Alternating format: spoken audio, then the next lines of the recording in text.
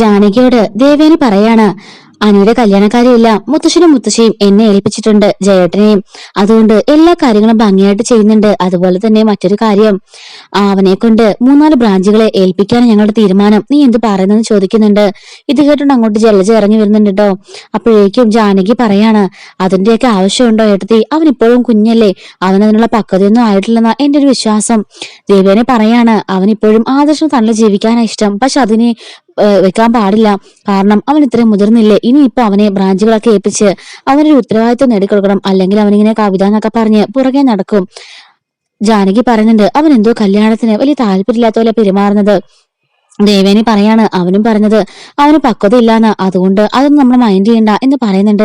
അപ്പോഴേക്കും വന്നിട്ട് ജലജ ചോദിക്കാണ്, അതെന്താ പകുതി ബ്രാഞ്ച് ആദർശനും പകുതി ബ്രാഞ്ച് അനിക്കും, അപ്പൊ എന്റെ മകന് ഒന്നുമില്ലെന്ന് ചോദിക്കുമ്പോഴേക്കും ദേവേനി പറയാണ്, ആദ്യം നിന്റെ മകന് എല്ലാം നൽകിയിരുന്നതല്ലേ, എന്നിട്ടിപ്പോ അവൻ അനിയുടെക്കാളും താഴെ പോയെങ്കിൽ അവന്റെ സ്വഭാവദോഷം കൊണ്ട് തന്നെയാ.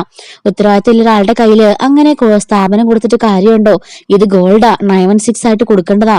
അല്ലാതെ അവൻ അങ്ങനെയൊക്കെ ചെയ്താല്, ചീറ്റ് ചെയ്താല് നമ്മുടെ കമ്പനി ഏതവസ്ഥയിലേക്ക് പോയി നിൽക്കും എന്നൊക്കെ ചോദിക്കുന്നുണ്ട്. എന്നിട്ട് ജലജ എന്നിട്ട് പറയുന്നുണ്ട്, നിനക്ക് ഭയങ്കര സന്തോഷമായില്ലേ, നിനക്ക് നിന്റെ മകനും പാതി സ്വത്തുക്കൾ കിട്ടുന്നതാണല്ലോ ഇപ്പം, ഞങ്ങൾ ഇവിടുത്തെ പുറംപോക്കുകളാ എന്ന് പറയുന്നുണ്ട്. അപ്പോഴേക്കും ദേവ്യാനിയും ജാനകിയും പറയാണ്, അതൊക്കെ നിന്റെ വെറും തോന്നലുകൾ മാത്രമാ, ഞങ്ങൾക്ക് എല്ലാവരും ഒരുപോലെയുള്ളൂ. പക്ഷെ നിന്റെ അതേ സ്വഭാവ, നിന്റെ മോനും. നിന്റെ കഴിഞ്ഞകാല കഥകളൊന്നും നീ എന്നെ കൊണ്ട് പറയിക്കാൻ നിൽക്കരുത്, മര്യാദക്കിരിക്കുന്നതായിരിക്കും നിനക്ക് നല്ലത് എന്നൊക്കെ ദേവ്യാനി പറയുന്നുണ്ട്. ജാനകി പറയാണ്, എനിക്കങ്ങനെ സ്വത്തുക്കളുടെ ആഗ്രഹമൊന്നും ഇല്ല. അതുപോലെ തന്നെ എന്റെ മകനും ആദർശം തള്ളി നിൽക്കാനാ ഇഷ്ടം, അവനും അങ്ങനെ ആഗ്രഹങ്ങളൊന്നും ഇല്ല. പിന്നെ മുത്തശ്ശി നിർബന്ധിക്കുമ്പോൾ അവന് ചെയ്യാതിരിക്കാൻ കഴിയുമെന്ന് ചോദിക്കുന്നുണ്ട്. പിന്നീട് കാണിക്കുന്നത്, അബി ഒരു കൊറിയർ ബോയെ വിളിച്ചിട്ട് അവന്റെ കയ്യില് മോർഫ് ചെയ്ത നിർമ്മലിന്റെയും നവ്യയുടെയും ഫോട്ടോസ് കൊടുത്തിട്ട് ഇത് നേരെ അവന്റെ വീട്ടിലേക്ക് കൊറിയർ അയക്കാൻ പറഞ്ഞിട്ട് അവൻ 1000 രൂപ ടിപ്പും കൊടുക്കുന്നുണ്ട്. അങ്ങനെ പിന്നീട് കാണിക്കുന്നത് മുത്തശ്ശിയും ദേവ്യാനി ജലജയും കൂടെ സംസാരിച്ചുകൊണ്ടിരിക്കുകയാണ്. അങ്ങനെ കല്യാണത്തെ കുറിച്ചൊക്കെ പറയുമ്പം ദേവേനി ചോദിക്കാണ്, അതെന്താമേ എന്റെ മകന് മാത്രം ഇങ്ങനെ ആക്കിയതെന്ന് ചോദിക്കുമ്പം ദേവേനി പറയുന്നുണ്ട്, നീ ഒറ്റൊരുത്തി കാരണമാ ഈ കുടുംബം ഇപ്പൊ ഇങ്ങനെ കുട്ടിച്ചോറായി പോയത്. നിന്റെ മകൻ അന്ന് അമ്മാതിരി സ്വഭാവം കാണിക്കാതിരിക്കാന്നുണ്ടെങ്കിൽ ഇത് വല്ലതും ഇവിടെ നടക്കായിരുന്നോ? രണ്ടുപേരെയും അടിച്ച് പുറത്താക്കത്തില്ലായിരുന്നോ? നയനെന്ന് പറഞ്ഞാലും ഇവിടെ ഒന്ന് കേറില്ല എന്ന് പറയുന്നുണ്ട്. ജാനകി പറയുന്നുണ്ട്, എന്തൊക്കെയായാലും എന്താ, ആ ഒരു കാര്യം കൊണ്ട് നയനെ പോലെ നല്ലൊരു മരുമകൾ ഇവിടേക്ക് വന്ന് കയറി എന്ന് പറയുമ്പോഴേക്കും ജലജ ചോദിക്കുന്നുണ്ട്, എങ്കിൽ പിന്നെന്താ അവളുടെ അമ്മായിമ്മ അവളെ എടുത്ത് തലയെക്കറ്റി വെക്കാത്തെന്നൊക്കെ അവളും ചോദിക്കുന്നുണ്ട്. അപ്പോഴേക്കും ഒരു കൊറിയർ ബോയ് വരുന്നുണ്ട് കേട്ടോ. അവള് കൊണ്ടുവന്ന അവയ്ക്ക് കൊറിയറാന്ന് പറയുമ്പം അതുപോയി ജലജ വാങ്ങിക്കൊണ്ട് വരുന്നുണ്ട്. പൊട്ടിച്ചു നോക്കാൻ തുടങ്ങുമ്പോഴേക്കും മുത്തശ്ശി പറയാണ്, നിന്റെ മരുമകൾക്ക് വന്ന സാധനം നീ എന്തിനാ പൊട്ടിച്ചു നോക്കുന്നേ, അത് അവൾക്ക് കൊണ്ട് കൊടുക്കാന്ന് പറഞ്ഞിട്ട് ജലജയെ പറഞ്ഞു വിടുന്നുണ്ട്. അപ്പോഴേക്കും അബി അവിടെ നിന്ന് ഒളിഞ്ഞു നോക്കിയിട്ട്, ഇവരത് പൊട്ടിച്ചു നോക്കുന്നുമില്ലല്ലോ എന്നൊക്കെ പറഞ്ഞുകൊണ്ടിരിക്കുകയാണ്. അങ്ങനെ ജലജ അവിടെ നിന്നും ആ കൊറിയറിന്റെ മുകളിലേക്ക് പോയിട്ട്, എന്തായിരിക്കും ഈ കൊറിയറിൽ വലിയ വെയിറ്റ് ഒന്നും ഇല്ലല്ലോ, ഒന്ന് പൊട്ടിച്ചു നോക്കിയേക്കാന്നും പറഞ്ഞ് ആരും വരില്ല എന്ന് ഉറപ്പിച്ചിട്ട് ജലജ ആ കൊറിയർ പൊട്ടിക്കുന്നുണ്ട് കേട്ടോ. പക്ഷെ പെട്ടെന്ന് അങ്ങോട്ടേക്ക് മുത്തശ്ശി വരുന്നുണ്ട്. അതിനിടയിലായിട്ട് മുത്തശ്ശി ദേവിയോട് പറയുന്നുണ്ട്, അനി എന്തൊക്കെയോ എതിർപ്പ് പ്രകടിപ്പിക്കുന്നുണ്ട്, അതൊന്നും വകവെക്കാതെ എത്രയും പെട്ടെന്ന് വിവാഹം നടത്തണമെന്ന് പറയുമ്പോൾ ദേവേനി പറയാണ്, അതൊന്നും ഓർത്ത് അമ്മ വിഷമിക്കേണ്ട, എല്ലാ കാര്യങ്ങളും ഞങ്ങൾ ചെയ്തോളാം, അവൾ ജലജനും ഒന്ന് സൂക്ഷിക്കണമെന്ന് പറയുന്നുണ്ട്. ഇതേ സമയത്ത് തന്നെ ജലജ അത് പൊട്ടിച്ചു നോക്കുമ്പോൾ മുത്തശ്ശി അങ്ങോട്ടേക്ക് വന്നിട്ട്, ജലജ നീ എന്താ ഈ കാണിക്കുന്നത്, നവ്യക്ക് വന്ന ലെറ്റർ നീ എന്തിനാ വായിച്ചു നോക്കുന്നത്, അത് ഒരു മര്യാദകേടല്ലേ എന്നൊക്കെ ചോദിക്കുന്നുണ്ട്. ഇത് നവ്യക്ക് കൊടുത്തേക്കാന്ന് പറഞ്ഞ് മുത്തശ്ശി കൊണ്ടുപോകുന്നുണ്ട് കേട്ടോ. അപ്പോഴേക്കും അബി ഓർക്കാണ്, അമ്മ ഇത് പൊട്ടിച്ചു നോക്കിയിരുന്നെങ്കിൽ ഇപ്പൊ തന്നെ എല്ലാം നടന്നേനെ എന്നൊക്കെ പറയുന്നുണ്ട്.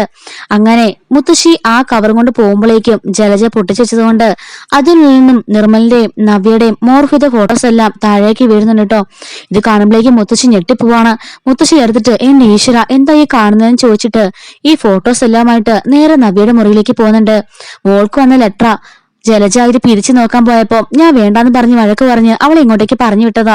എന്നാൽ വഴി വെച്ച് അവളെ പൊട്ടിച്ചു നോക്കാൻ പോയി ഞാൻ അവളുടെ നിന്ന് മേടിച്ച് ഇങ്ങോട്ടേക്ക് കൊണ്ടുവന്നതാ. അങ്ങനെ കൊണ്ടുവന്ന വഴിക്ക് അവൾ പൊട്ടിച്ചതുകൊണ്ട് തന്നെ അതിൽ നിന്ന് ഫോട്ടോസ് ഒക്കെ താഴെ വീണു, അതുകൊണ്ടാ ഞാനിത് കണ്ടത് എന്ന് പറഞ്ഞിട്ട് അവളുടെ കയ്യിലേക്ക് കൊടുക്കുന്നുണ്ട്. ഇത് കാണുന്ന നവ്യ അങ്ങ് ഷോക്കായി നിൽക്കുന്നുണ്ട് കേട്ടോ. എന്നിട്ട് നവ്യ ആ ഫോട്ടോ ഇങ്ങനെ നോക്കി നിൽക്കാണ്. മുത്തശ്ശി മനസ്സിൽ ഓർക്കുന്നുണ്ട്, ഈശ്വര ഇത് അവളുടെ സുഹൃത്തോ അത് അവളുടെ അടുത്ത ബന്ധുക്കളായാലും ആയിരിക്കണേ എന്ന് മുത്തശ്ശി മനസ്സിൽ കരുതുന്നുണ്ട്. അങ്ങനെ മുത്തശ്ശിയാണെങ്കിൽ അവളോട് പറയുന്നുണ്ട്, ഞാനിത് കാണില്ലായിരുന്നു. പക്ഷേങ്കില് പൊട്ടിച്ചത് കണ്ടുപോയതാ. ജലജ ഇത് കാണാഞ്ഞ് നന്നായി. അല്ലെങ്കിൽ ഈ ഒരു വാർത്ത നാടും വീടും ഒട്ടാകെ അവൾ അറിയിച്ചേനെ എന്ന് പറയുന്നുണ്ട്. നവ്യ ഇത് നോക്കിയിട്ട് പറയാണ്, മുത്തശ്ശി ഇതെന്റെ ഫ്രണ്ടാ. കോളേജിൽ പഠിച്ച കാലത്ത് കുറെ കാലം ഇവൻ എന്റെ പുറകെ നടന്നിരുന്നു. പക്ഷെ എനിക്ക് ഇവനെ ഇഷ്ടമില്ലായിരുന്നു. ഞാൻ എന്നെ കുറെ പ്രാവശ്യം അവോയ്ഡ് ചെയ്യാൻ ശ്രമിച്ചെങ്കിലും അവൻ വീണ്ടും വീണ്ടും എന്റെ പുറകെ തന്നെ നടന്നു. കല്യാണത്തിന് ശേഷവും കല്യാണത്തിന് മുമ്പും ഒക്കെ ഇവൻ എന്നെ വിവാഹം കഴിക്കണമെന്ന് പറഞ്ഞ് എന്റെ പുറകെ നടക്കായിരുന്നു. മുത്തശ്ശി പറയാണ്, ഈ കാലഘട്ടത്തില് ഇങ്ങനൊന്നും സംഭവിച്ചില്ലെങ്കിൽ അതിശയുള്ളൂ.